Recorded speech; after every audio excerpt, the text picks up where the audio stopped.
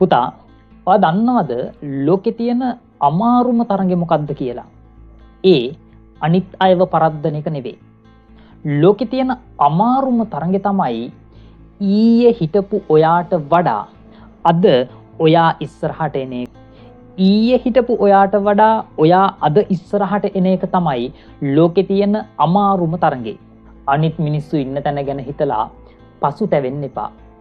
පුතා, ඉර පායන්නේ උදේට, හඳ පායන්නේ රැට. ඒ දෙන්නම හැබැයි කරන්නේ එළිය දෙන එක.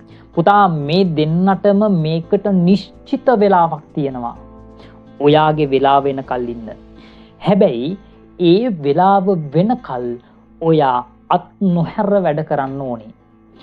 අද දවසේ එක පියවරක් හෝ ඉස්සරහට තියන්න. මහා ලොකු දේවල් කරන්න ඕනේ නැහැ. ඔයා ඊයේ හිටියට වඩා එක පියවරක් අද ඉස්සරහට තියන්න. ඔයා සතියකින්, මාසෙකින්, අවුරුද්දකින් යන දුර මහ විශාල දුරක් වෙයි.